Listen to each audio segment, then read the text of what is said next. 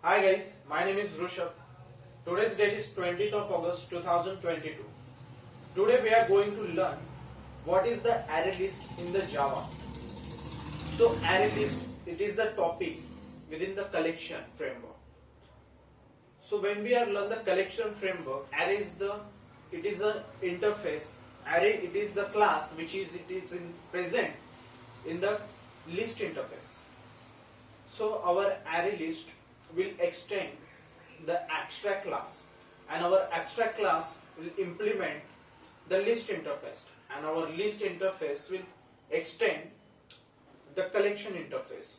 So this is an overall architecture of that total scenario of the array list. What exactly he extend from the interfaces. So whenever we are taking the value, we are giving the value to the array list.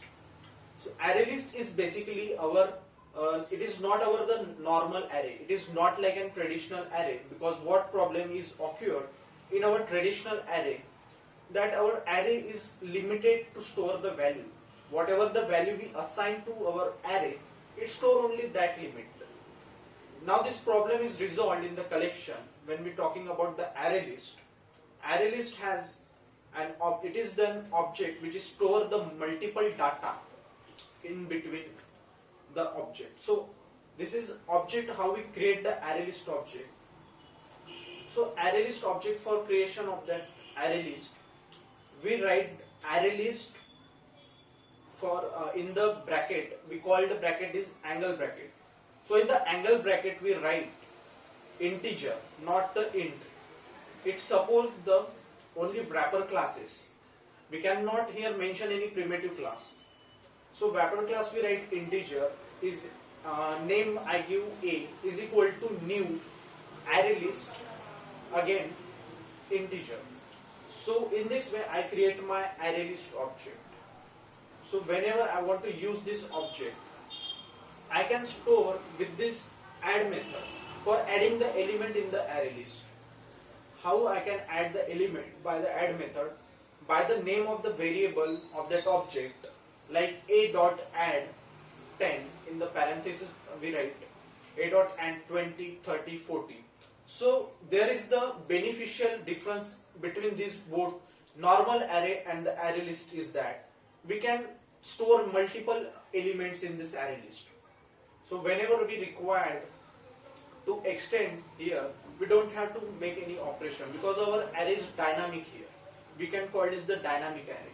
We can add element, remove element, but it will automatically compress and extend itself internally.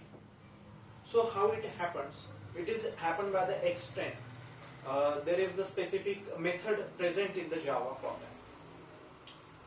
So when we are going to we learn the specific what is the exact beneficially uses of this array list, means what exactly there is the beneficial here.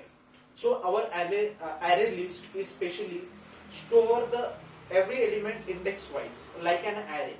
It is also have our element which were given to them. It is stored in the form of index. And there is the synchronization, means there is the insertion order, we can say that maintain here in the array, because whenever we add the element, he add the first element at the first site, second element at the second index. So likewise he mentioned the insertion order. So whenever we want to get an element, when we iterate through the for loop here, we get the value by the line wise. That is the index order, and here it is not a synchronized. There is no synchronization in the array list. So whenever we passes the thread here, there is no synchronization order is maintained. Any thread can give the value at any time. Means if we want to pass through thread there, then our two thread will execute parallelly, not one by one, because of there no synchronization here. There is also the we can call there is the there is the constructor here. There is the constructor here. We can mention that array list parenthesis. So there is three constructor basically. So ArrayList constructor will use to store the empty. It is used to make an empty array. Next constructor is collection C, ArrayList collection C. So this constructor will use to store the collection C. Yeah, this constructor is used to store the array. We give the array directly to him. Means whatever array we mention, that array we totally give that collection C. So our object of that element of that array will passes to that constructor. After that, there is the array list. Array list contain C. So this will provide the content, means exactly we provide the value of that array list. Means suppose I want to make an add element of a 5, so I passes the 5 there. So I have to only passes 5 value there. I cannot reduce the value by the 4 or 3. So this is the total concept of the array list. Again, there is the various type of method for doing the operations, manipulations of that object whichever present.